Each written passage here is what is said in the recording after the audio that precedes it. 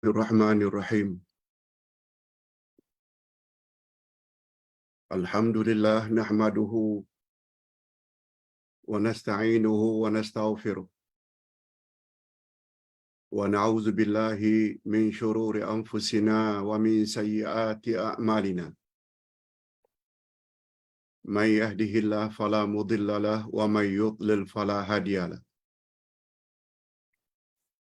Asyhadu an la ilaha illallah wahdahu la syarika lah wa asyhadu anna Muhammadan abduhu wa rasuluh la nabiyya ba'da.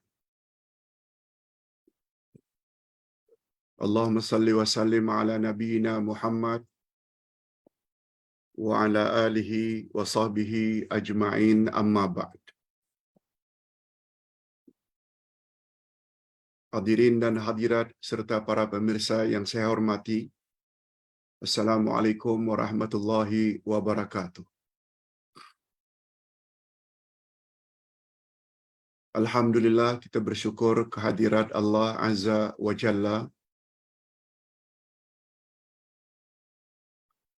Berkat taufiknya kita dapat bersama lagi pada petang Jumat ini, petang yang sangat istimewa, apalagi di antara asar dengan maghrib.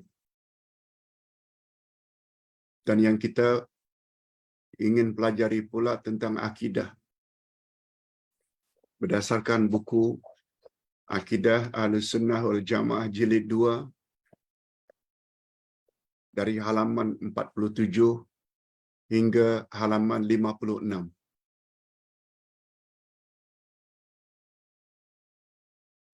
Topik yang akan kita bahas adalah tiarah.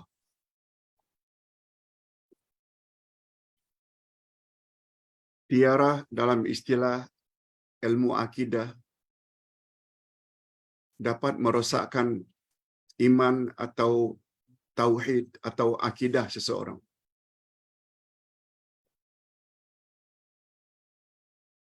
Sebab buku Akidah Ahlussunnah wal Jamaah memang kita khas menyebut tentang beberapa perkara yang boleh merosakkan akidah.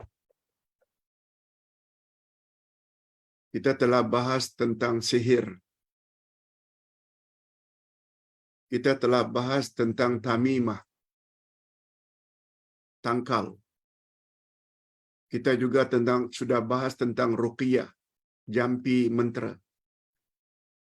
Nah, hari ini kita bercakap pula tentang perkara yang keempat yang boleh merosakkan akidah, yaitu at-tiarah.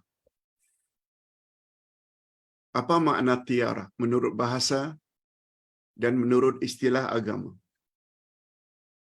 Kita perlu tahu, sebab istilah ini tidak begitu lazim kita dengar dalam masyarakat Melayu.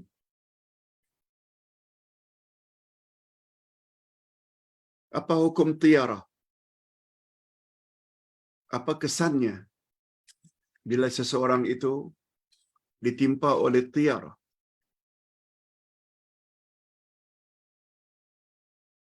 Dan bagaimana cara untuk menangkis tiarah? Dan apakah kafarat untuk menutup dosa tiarah? 5 perkara itu akan kita bahas pada petang ini.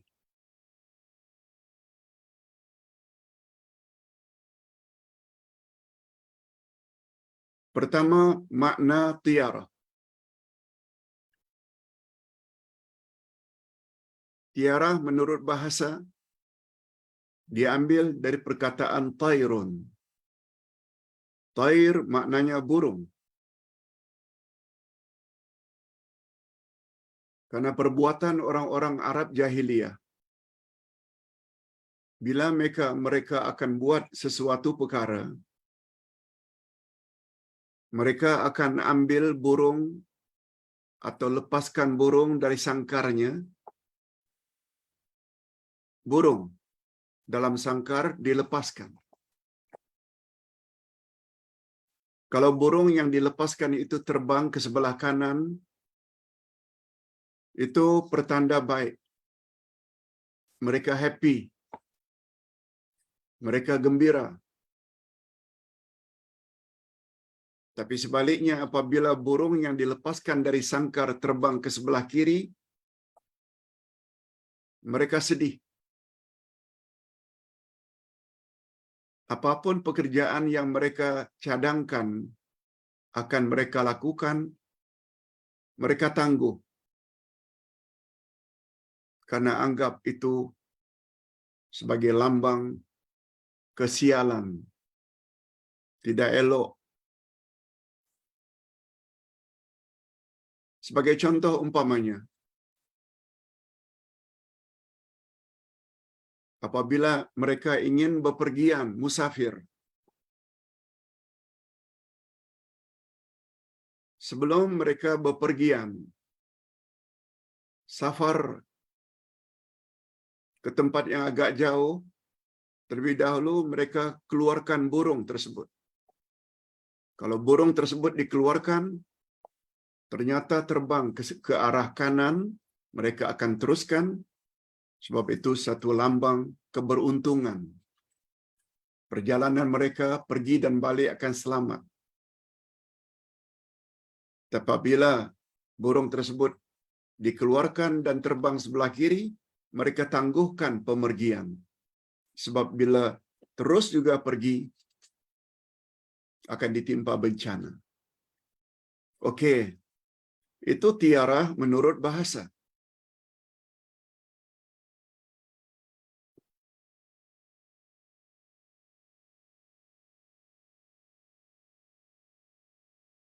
Ya, betul.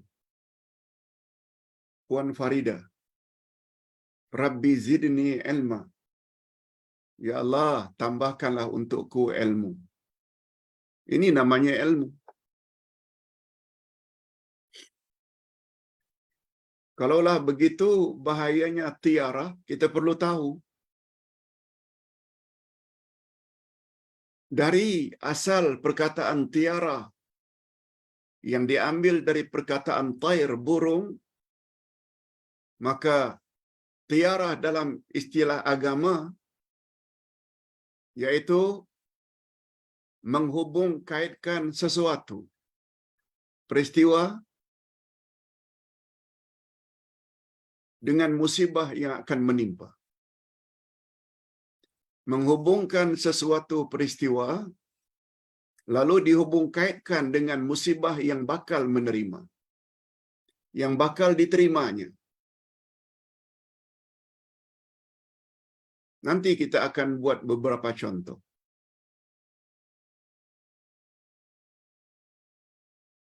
Seperti keengganan seseorang apabila akan bepergian. Begitu akan keluar rumah lalu bersin di pintu rumah. Ini tiara orang-orang Melayu. Mereka anggap bersin di pintu rumah ketika akan keluar musafir itu lambang atau tanda perjalanan tersebut tidak akan selamat. Atau dalam perjalanan beberapa batu, terlanggar kucing, mereka sanggup balik, tak jadi meneruskan perjalanan. Sebab terlanggar kucing itu satu pertanda tidak baik. Bila diteruskan nanti barangkali aksiden.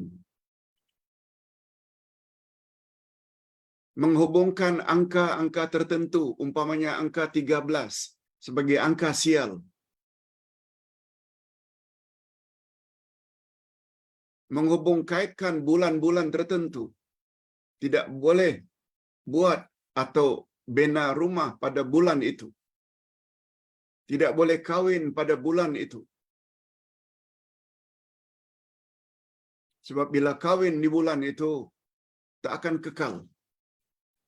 Tak akan bahagia. Sebagaimana amalan orang-orang Arab jahiliyah. Mereka tidak kawin pada bulan Syawal. Sebab kawin di bulan Syawal tidak akan bahagia. Itu sebabnya Nabi Muhammad sallallahu alaihi wasallam kawin dengan Siti Aisyah radhiyallahu anha pada bulan Syawal. Tujuannya tidak lain dan tidak bukan tujuan baginda kawin di bulan Syawal untuk menghapuskan keyakinan atau akidah yang salah. Kononnya kawin bulan Syawal itu membawa sial. Begitu cara Nabi.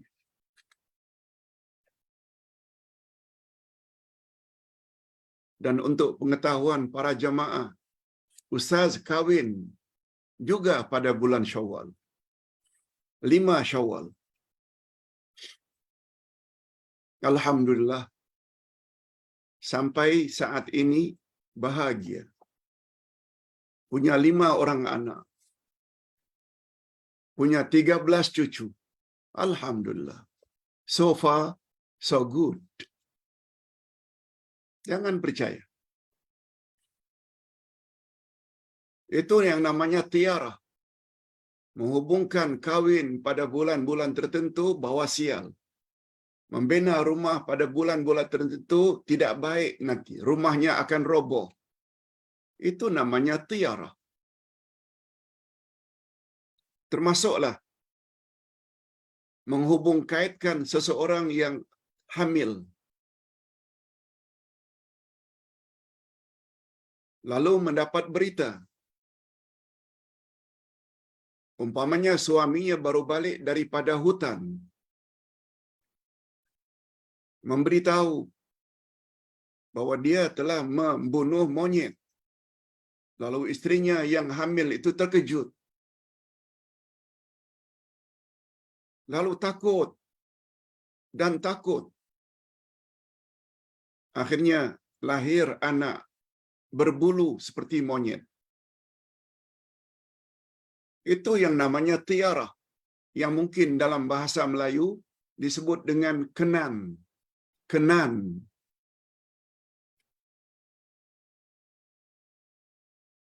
Wujud keyakinan-keyakinan macam itu dalam masyarakat Melayu yang dalam bahasa Arab dipanggil tiarah. Hadirin dan hadirat rahimakumullah. Setelah kita tahu makna tiarah menurut bahasa dan menurut istilah agama, nah sekarang kita ingin tahu pula, bolehkah tiarah itu merosakkan tauhid atau akidah? Kalau kita dah tahu definisi tiarah tadi, yes. Tiarah dapat merosakkan tauhid. Tiarah dapat merosakkan akidah. Jika ditinjau dari sudut akidah Islamiyah, tiarah sebagaimana yang dimaksudkan di atas dapat merosakkan tauhid seseorang karena 2 sebab.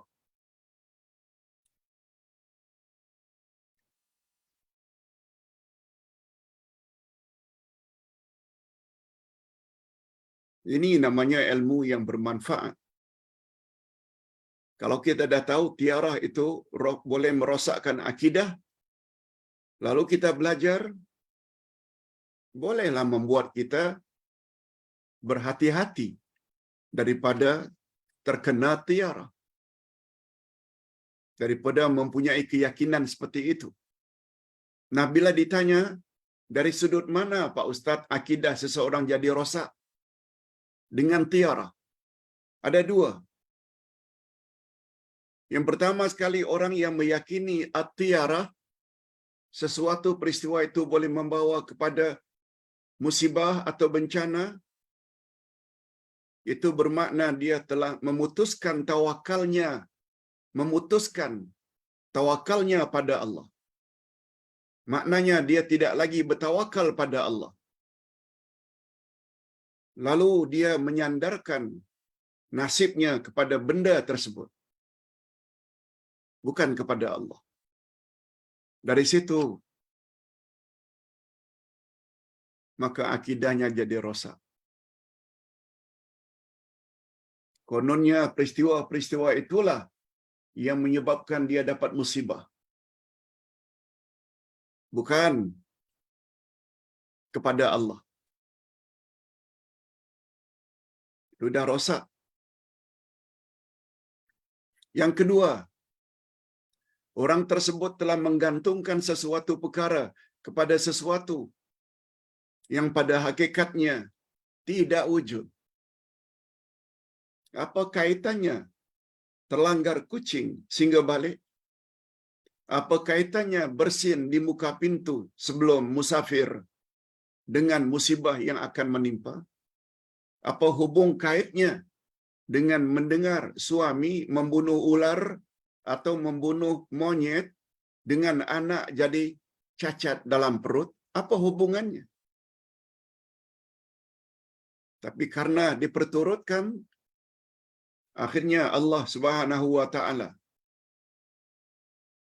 betul-betul timpakan musibah ke atasnya sebagai hukuman. Sebagai hukuman yang meyakini tiarah tersebut. Jadi tidak diragukan lagi tiarah boleh merosakkan tauhid seseorang. Karena tauhid adalah ibadat dan isti'anah kepada Allah. Kita sepatutnya minta tolong pada Allah. Sebabnya kata Nabi, apabila kamu akan bepergian keluar rumah, jangan lupa baca doa bismillahi tawakkaltu 'ala Allah la haula wala quwwata illa billah. Coba dengar apa maksudnya? Dengan nama Allah aku bertawakal dan berserah diri hanya kepada Allah. Pergilah.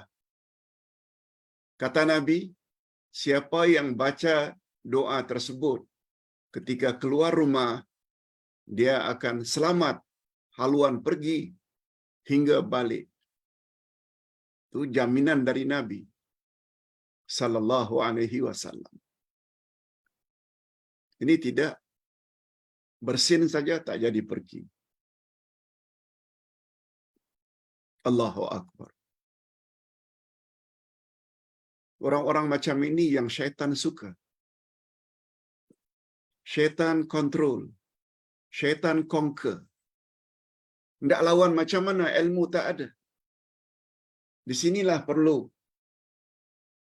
Rabbi zidni ilman nafi'a. Oh Tuhanku, tambahkanlah untukku ilmu yang bermanfaat. Pertama sekali ilmu akidah. Allah Subhanahu wa taala telah berfirman, betapa pentingnya kita beribadat dan memohon pertolongan pada Allah. Allah berfirman dalam surat Al-Fatihah, A'udzubillahi minasyaitonir rajim. Iyyaka na'budu wa iyyaka nasta'in. Hanya kepada Engkau saja kami beribadat dan hanya kepada Engkau saja ya Allah kami memohon pertolongan. Abdullah ibnu Abbas ketika ditanya, wahai Abdullah ibnu Abbas, sahabat Nabi yang pakar Al-Quran, Nabi Muhammad sallallahu alaihi wasallam selalu minta kepada Abdullah ibnu Abbas, Abdullah bin Mas'ud, baca Al-Quran untuk baginda dengar. Sebab semua kita tahu baginda tak boleh baca, tak boleh tulis. Ummi. Orang yang selalu baginda minta supaya dibaca Al-Quran adalah Abdullah bin Mas'ud. Abdullah bin Mas'ud ketika ditanya, wahai Abdullah bin Mas'ud, apakah inti Al-Quran keseluruhannya? Abdullah bin Mas'ud jawab, inti Quran seluruhnya dalam surat Al-Fatihah. Abdullah bin Mas'ud ditanya lagi, apa pula inti surat Al-Fatihah? Yang paling penting. Abdullah bin Mas'ud jawab,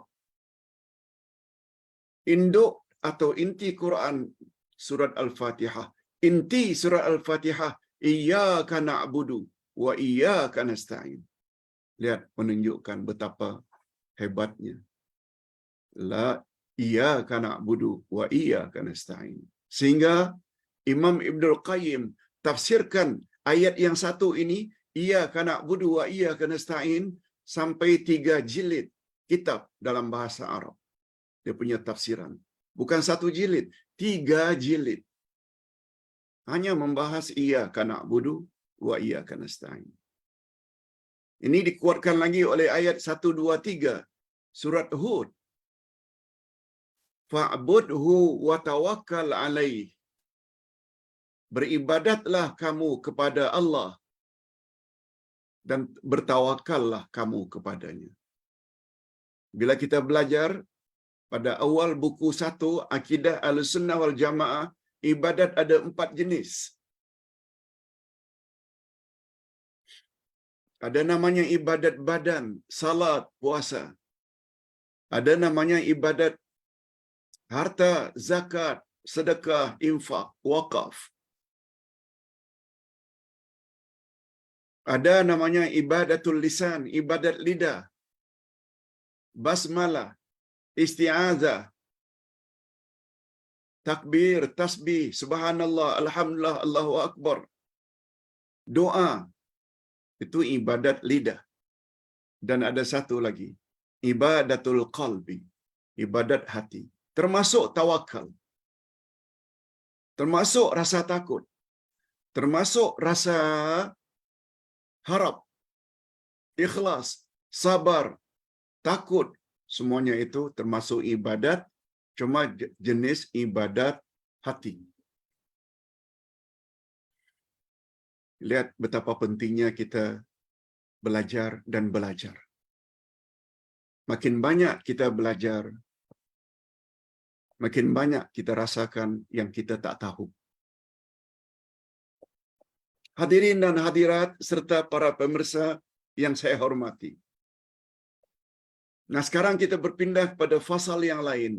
Bahaya tiarah. Di mana letaknya bahaya tiarah?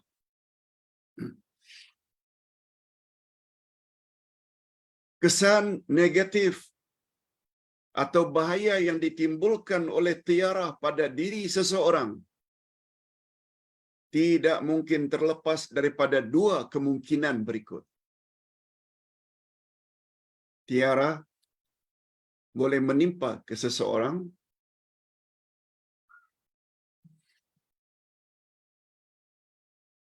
disebabkan salah satu daripada 2 ini.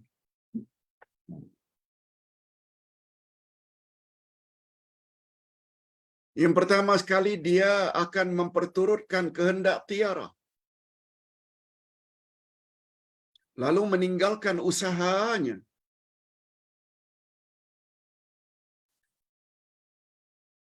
Apa contohnya, Pak Ustaz?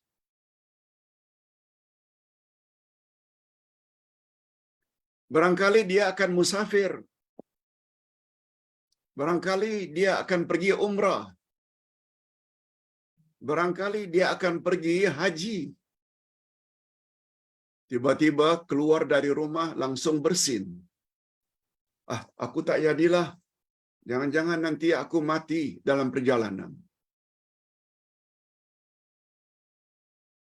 Kita tolaklah haji dan umrah. Akan pergi outstation. Sama ada untuk berniaga atau untuk bersilaturahim. Baru meninggalkan rumah, 1 batu, 2 batu, terlanggar kucing. Warnanya hitam pula. Teringat, orang tua-tua cakap, bila terlanggar kucing, jangan teruskan. Bila teruskan nanti kita akan aksiden. Itu maksudnya. Gara-gara terlalu ikut kehendak tiara yang selama ini dia tahu bahwa benda itu boleh bawa sial, dia tak jadi pergi. Tuh, di mana letaknya tawakal? Di mana letaknya doa yang diajar oleh Nabi? Bismillahi tawakkaltu 'ala Allah, la haula wala quwwata illa billah. Inilah akibat Islamnya Islam nenek moyang, Islam keturunan, Islam warisan. Segala yang datang dari nenek moyang, yang ini tak elok, ini sial, ini tak elok, ini tak elok, terus diterima begitu saja. Apalagi tak belajar akidah. Itu namanya tiarah. Nah, kemungkinan yang kedua, bahaya tiarah, dia akan langgar kepercayaan tersebut, tetapi hatinya tetap takut. Walaupun terlanggar kucing, hitam pula, dia tidak berpatah balik, tidak. Dia teruskan, tapi dalam hatinya takut. Ya Allah, bila lagi ndak aksiden, bila lagi ndak aksiden. Itu pun boleh merosak akidah.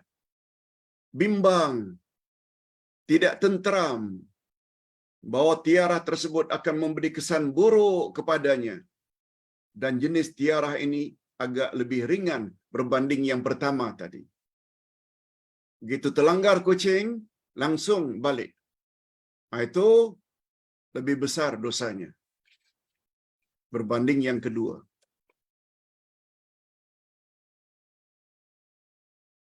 Nah, sekarang kita ingin teruskan dengan cara menangkis tiarah.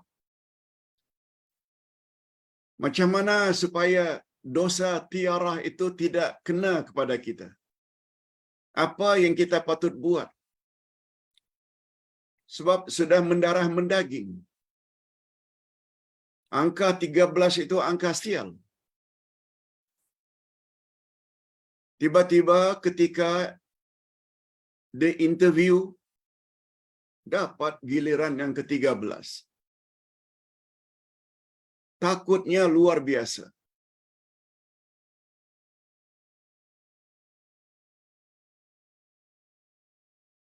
Sedang hamil 3-4 bulan. Terkejut dengan sesuatu berita. Macam mana supaya baby tidak cacat? Yang disebut dengan kenam. Ada caranya yang diajar oleh Nabi sallallahu alaihi wasallam. Kedua-dua kemungkinan tersebut tidak diragukan lagi dapat merosakkan tauhid seseorang yang kita sebutkan tadi.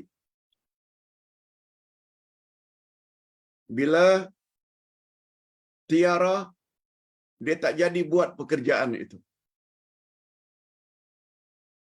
Bila terjadi tiarah, dia lawan, tapi dia takut hatinya. Kedua-duanya dapat merosakkan akidah seseorang.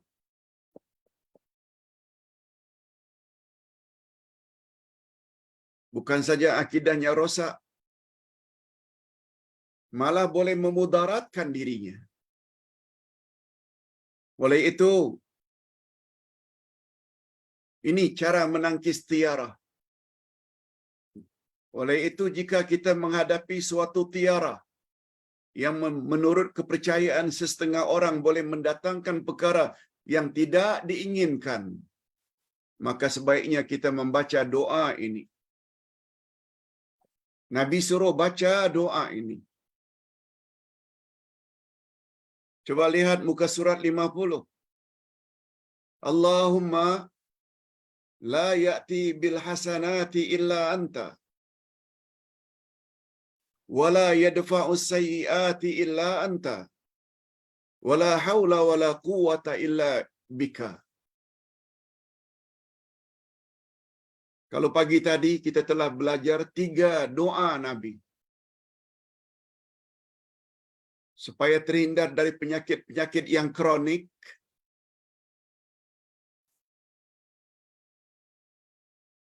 supaya kita boleh dengan izin Allah melunasi hutang-hutang walau banyak macam mana.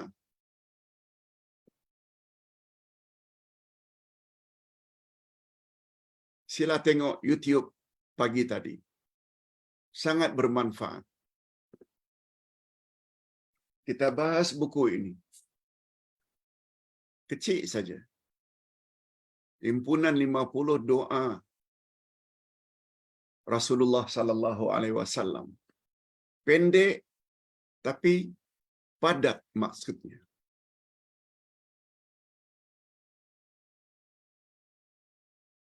Sampai-sampai Nabi sallallahu alaihi wasallam ajar kita, bimbing kita, bila awak ada perasaan tiarah, jangan-jangan nanti saya tak selamat. Sebab saya baru begini, baru begitu yang dipanggil tiarah. Kata Nabi, jangan bimbang. Baca doa ini, kamu akan selamat. Lihat buku ini, muka surat 50. Allahumma la ya'ti bil hasanati illa anta. Wala yadfa'u sayyiati illa anta. Wala hawla wala quwwata illa bika. Doa dari Nabi. Hadis ini sahih riwayat Abu Daud daripada Urwah bin Amir.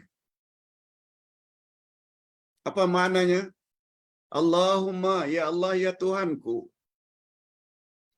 la ya'ti bil hasanati illa anta.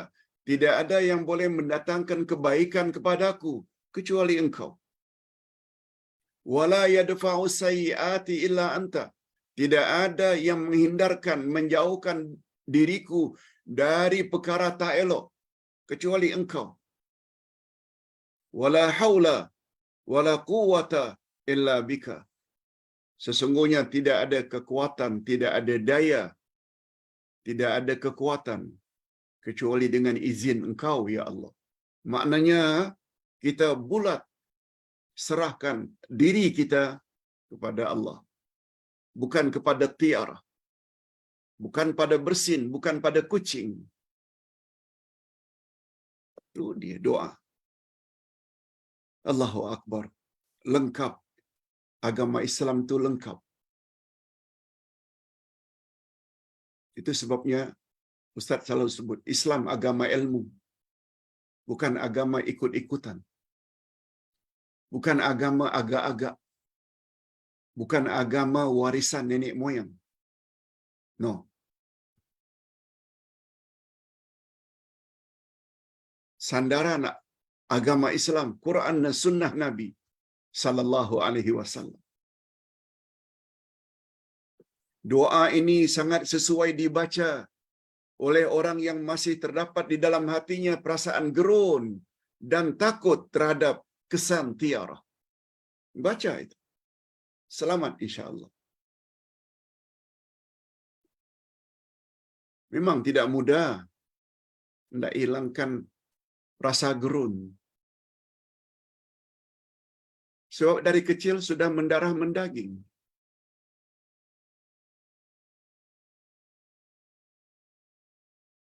Adat istiadat nenek moyang itu tertanam dalam kepala kita. Ditambah pula malas mengaji, malas tuntut ilmu agama. Makinlah menjadi-jadi. Orang tersebutlah orang yang paling disukai oleh syaitan, iblis. Sebab cara melawan iblis hanya dengan ilmu. Bukan dengan parang panjang. Bukan dengan pistol, bukan dengan senapang, bukan dengan meriam, bukan dengan bom. No. Ilmu. Hadirin dan hadirat rahimakumullah. Kita teruskan dengan bahagian berikut. Kaedah. Kaedah maksudnya formula. Mengetahui formula ini sangat mustahak untuk kita boleh terhindar daripada tiarah.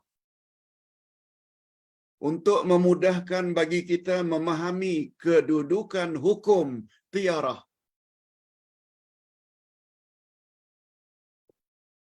Maka sangat baik kalau kita memahami kaedah di bawah ini. Islam penuh dengan kaedah-kaedah usul.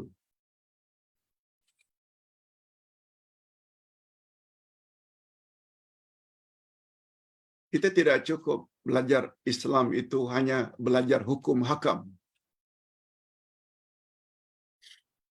Ustaz buat contoh. Bangkai, daging khinzir, darah adalah najis. Jangan makan khinzir, jangan makan bangkai. Tapi ada kaedah yang telah disusun oleh para ulama yang namanya usulul fiqh. Antara lain, kaedah itu berbunyi ad-darurat tubihul mahzurat. Bila kamu berhadapan dengan perkara darurat, emergency, maka sesuatu yang tak boleh, hukumnya jadi boleh. Umpamanya 2 minggu tak makan di padang pasir, di tengah-tengah lautan, hanyut karena perahunya karam. Tiba-tiba ternampak kucing ke, kambing ke, terapung mati. Bukan ikan ya. Ikan memang tak perlu sembelih. Tak ada yang namanya bangkai untuk ikan.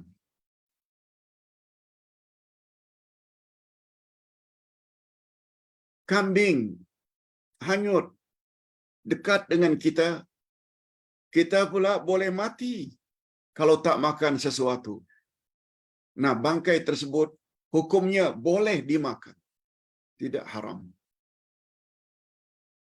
Walaupun yang hanyut itu khinzir, boleh dimakan. Itu faedahnya tahu usul, kaedah. Ad-darurat tubihul mahzurat. Itu kaedah.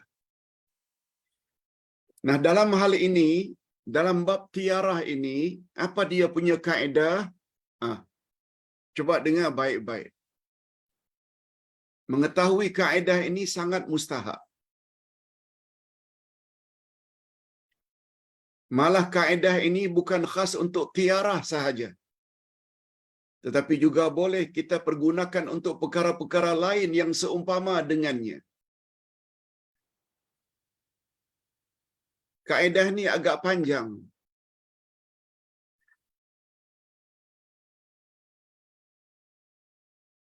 Sempat insya-Allah sebab kita masih ada lagi 25 minit.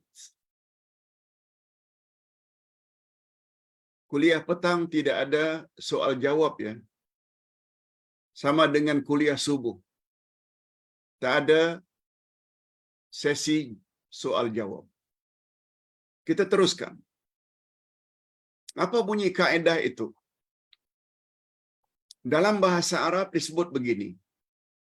Anna kulla man i'taqada fi syai'in annahu sababun wa lam yusbit annahu sabab la kaunan wala syar'an fahuwa syirkun asghar.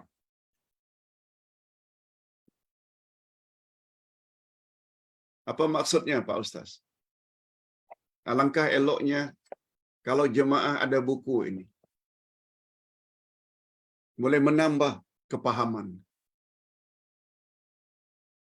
Setiap orang yang berkeyakinan bahwa sesuatu itu sebagai sebab. Kalau seseorang berkeyakinan bahwa sesuatu itu sebagai sebab, padahal tidak ada ketetapan bahwa ianya adalah sebab. Sama ada ia sebab kauni, tabi'i, atau sebab syar'i, maka hukumnya syirik kecil.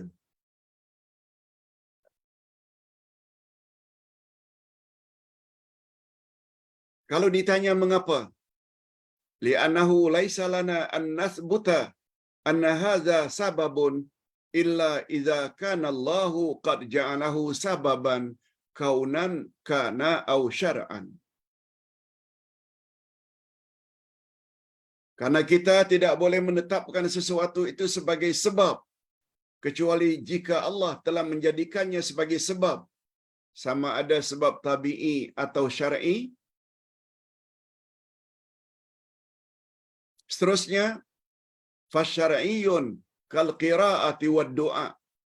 Sebab syar'i seperti membaca ayat-ayat Quran atau doa, itu sebab.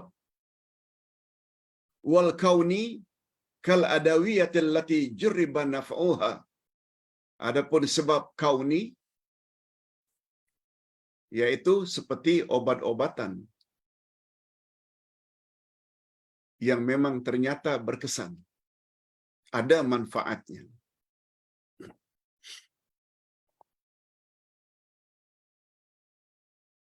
Hadirin dan hadirat, buku 2 ini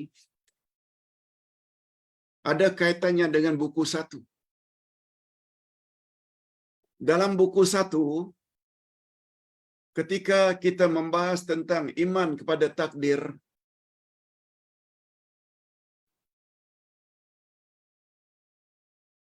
ada pembahasan tentang sebab.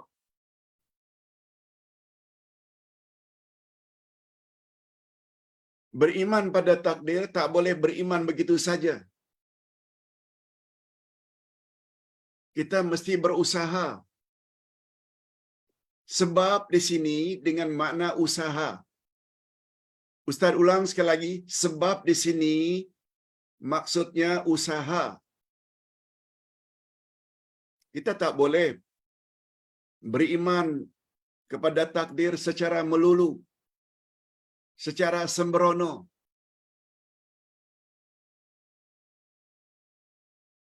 Kita tak tahu apa yang telah ditetapkan oleh Allah untuk diri kita. Akan bahagia ke atau menderita? Akan jadi orang yang kecukupan atau orang yang miskin?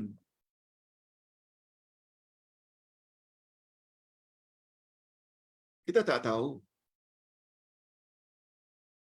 Mudahnya, kita tak tahu yang kita ini bakal masuk syurga atau bakal masuk neraka. Na'udzubillah.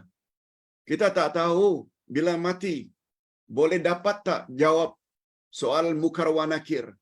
Kita akan dapat nikmat kubur atau azab kubur. Kita tak tahu. Tetapi Nabi Muhammad sallallahu alaihi wasallam telah beritahu kita sebab-sebab untuk terhindar daripada api neraka. Terhindar daripada azab kubur. Antara lain doa, Allahumma inni a'udzubika min azabil qabri wa azabin nar. Antara lain untuk masuk syurga, awak mesti salat, awak mesti puasa, awak mesti tutup aurat di khalayak ramai. Bila mampu, awak mesti haji dan umrah walau sekali seumur hidup. Bila awak ada kemampuan cukup nisab, awak kena keluarkan zakat. Awak perlu berbuat ihsan pada ibu bapa. Itu semua sebab-sebab yang boleh membawa kita ke syurga.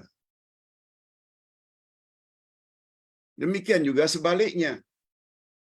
Bila awak berjudi, berzina, minum arak, rashwah, durhaka pada mak bapak, awak akan dihumban dalam api neraka. Sebab itu semua penyebab-penyebab masuk neraka. Jadi sebab-sebab itu, itulah dia usaha. Ingin bahagia di alam kubur, ingin bahagia di alam akhirat, masuk syurga. Buatlah sebab-sebab yang boleh membawa ke syurga. Ingin terhindar daripada api neraka, jauhilah perkara-perkara yang boleh membawa ke neraka. Bukan doa saja. Doa termasuk satu di antara sebab. Tapi doa saja tanpa usaha tak jadi. Itu maksudnya. Itu maksudnya sebab.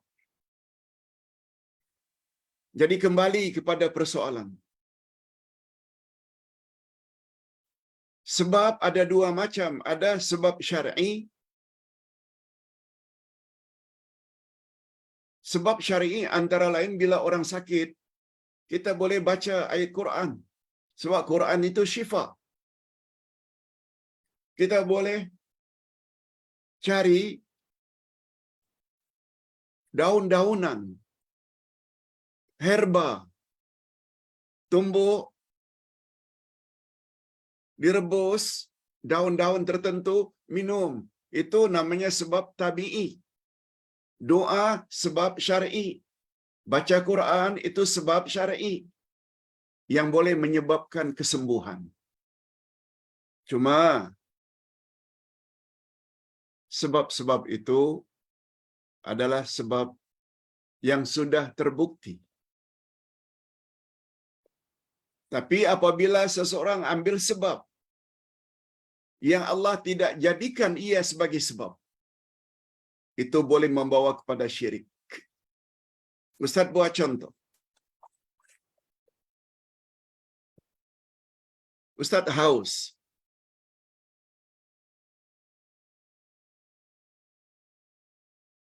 Ustaz minum. Minta maaf ya. Ustaz minum sedikit. Bismillah.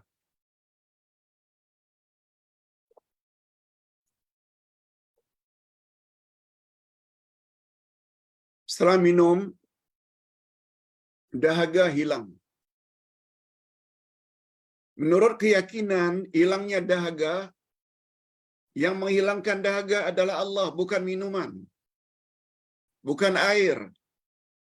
Air peranannya hanya sebab saja untuk dahaga hilang. Bila lapar, makan. Bila datang kenyang setelah makan, yang mengenyangkan kita adalah Allah, bukan makanan. Makanan adalah hanya sebab. Bila sakit, berobat. Bila sembuh, yang menyembuhkan kita adalah Allah, bukan obat, bukan dokter. Obat dan dokter hanya sebab saja. Yang itu boleh tak? Boleh. Sebab Allah memang jadikan air untuk menghilangkan dahaga. Allah memang jadikan makanan untuk menghilangkan rasa lapar. Allah memang menjadikan ayat-ayat Quran dan herba, pil, kapsul, sirap sebagai sebab-sebab untuk menghilangkan sakit. Yang macam itu tu tak ada masalah. Sebab Allah memang jadikan sebab-sebab ini sebagai sebab untuk menghilangkan sesuatu. Tapi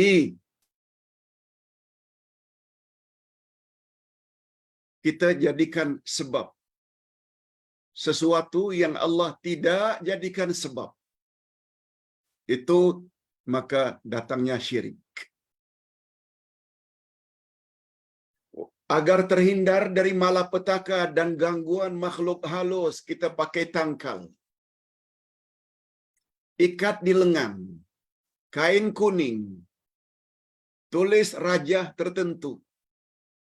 Apa kaitannya kain kuning ini dengan terhindarnya gangguan makhluk halus?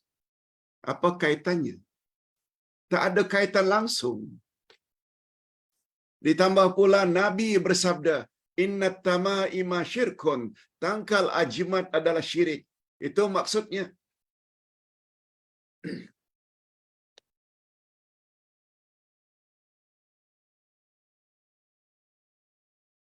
Nah, bila kita bawa bab tiarah, apa kaitannya anak-anak jadi cacat bila kita terkejut mendengar sesuatu berita yang buruk? Apa kaitannya? Tak ada kaitannya. Apa kaitannya bulan Syawal itu bila kawin? Perkawinan itu tak akan bahagia. Apa kaitannya bulan Syawal? Itu sebabnya Nabi sengaja kawin dengan Siti Aisyah pada bulan Syawal. Dan ternyata Aisyah isteri baginda yang paling baginda sayang. Jadi menjadikan sebab yang Allah tidak jadikan sebab, dia boleh membawa kepada syirik. Yes, itu kaedahnya. maksud kaedah ini dalam bahasa bebas. Nah, sekarang kita berpindah kepada hukum tiarah. Apa hukum tiarah, Pak Ustaz? Rasulullah sallallahu alaihi wasallam bersabda bahwa tiarah itu bila diperturutkan boleh membawa syirik. Hadis riwayat Bukhari dan Muslim. Man raddathu tiara an hajatihi faqad asyraka. Barang siapa yang dihalang oleh tiarahnya daripada ia menunaikan hajatnya, maka sungguh dia telah berbuat syirik. Seperti tadi, baru 2-3 batu meninggalkan rumah untuk pergi outstation.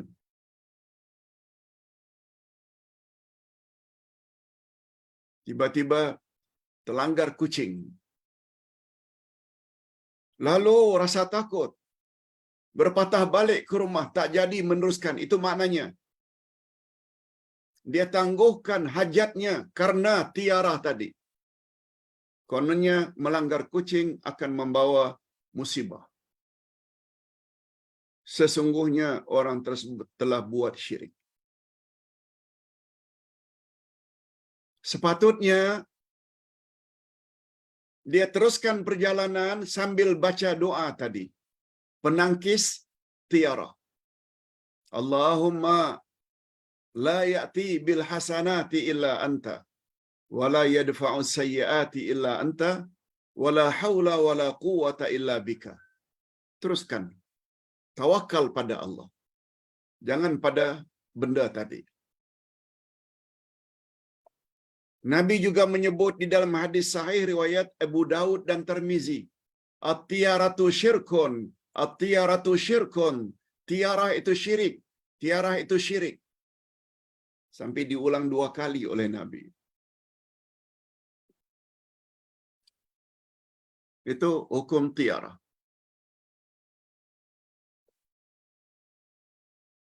Bagaimana Pak Ustaz bila dah terlanjur pada masa silam?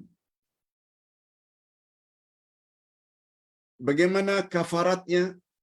Kafarat maknanya cara untuk menutupi dosa tiarah selama ini yang sungguh banyak di dalam masyarakat Melayu.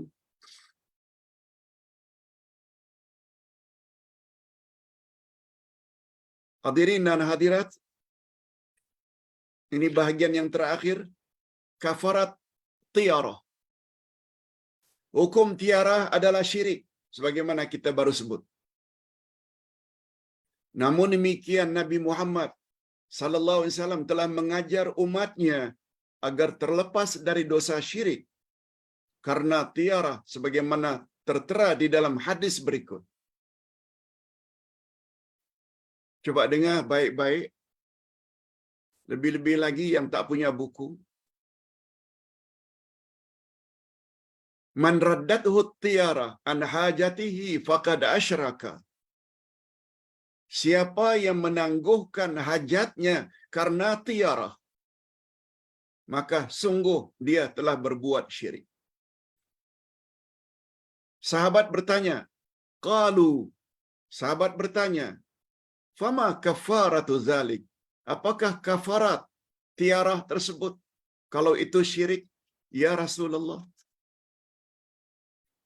Bagaimana cara untuk menutupi dosa syirik gara-gara tiarah? Dia hendaklah mengatakan ini. Qala, jawab Nabi, antaqul, kamu hendaklah sebut doa ini.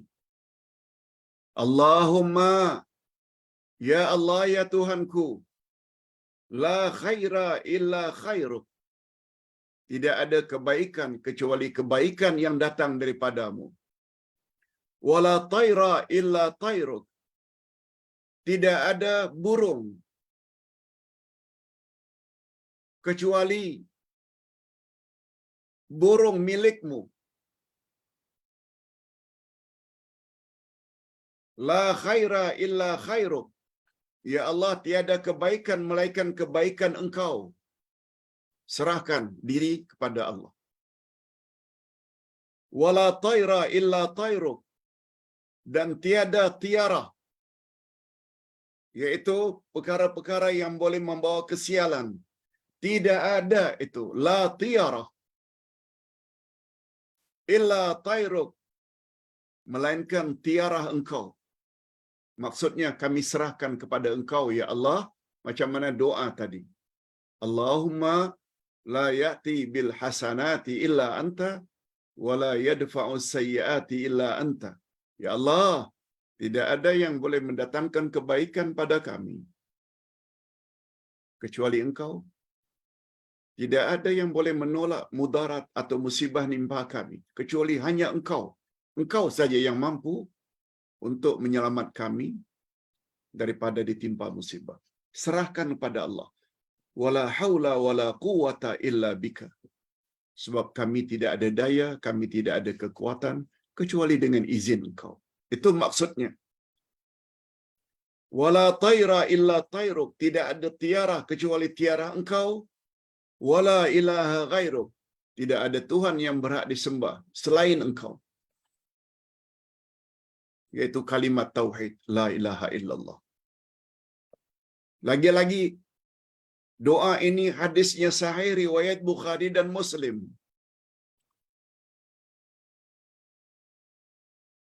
Cuma selama ini kita tak tahu karena kita tak belajar.